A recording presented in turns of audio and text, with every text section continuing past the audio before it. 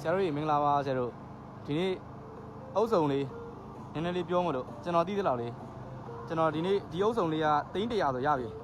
300ဝန်းကျင်ဆိုရင်ဒီအုပ်စုံရပြီเนาะဆရာတို့သူ့အကြိုက်ကကျွန်တော်တစ်မျိုးကျွန်တော်တို့ဒီလိုမျိုးအပေါ်ကဒုံလေးရယ်အလဲကောင်ကမစ်လော်လေးရယ်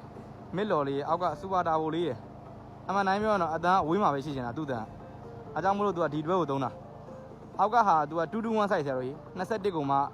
4တန်းမကွာရင်ကွန်ချိုးပိတ်4တန်းနဲ့အဲ့ဒါကိုစူပါတာဘိုထဲမှာထည့်သုံးတယ်အပေါ်ကလော်ကနောက်က unit ကတစ်လုံးစီပဲနောက်ပိုင်းကျတော့ထပ်တိုးမှာသူကမှောက်စူပါတာဘိုနဲ့လော်နောက်က unit ထပ်တိုးမှာ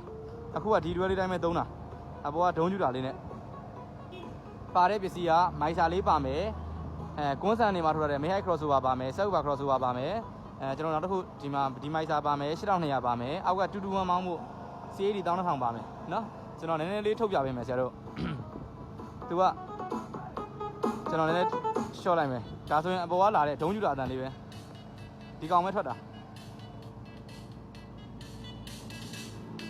ဒုံးတန်လေးကြီးပဲလာပြီးအလဲကောင်မစ်ဆရာတို့ကျွန်တော်နည်းနည်းထည့်လိုက်မယ်မစ်တန်နည်းနည်းထည့်လိုက်မယ်ပါလာပြီမက်ဖရီကွန်စီက300မှာပဲထားဖွင့်ထားတယ်မက်ဖရီကွန်စီ300 high frequency က 1K မှာထားဖွင့်ထားတယ်ဒါအောက်ကလုံးမပါသေးတဲ့အတန်လေးတကယ်ကိုပေါ့ပါလေးနဲ့အရမ်းမိုက်တယ်ဆရာတို့ဒီကောင်လေးက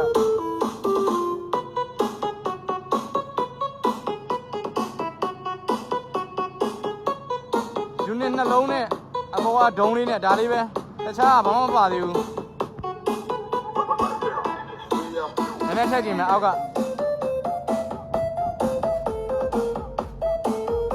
တော့ဝယ်တယ်မောင်းလိုက်မယ်ပုံဝန်းကျင်နည်းနည်းအားနာလို့ဆရာတို့အောက်ကလိုးပါလိုက်လာပြန်အတန်လေးကလုံးဝဘယ်လိုပြောမလဲသူ့ကာလာလေးကလှတယ်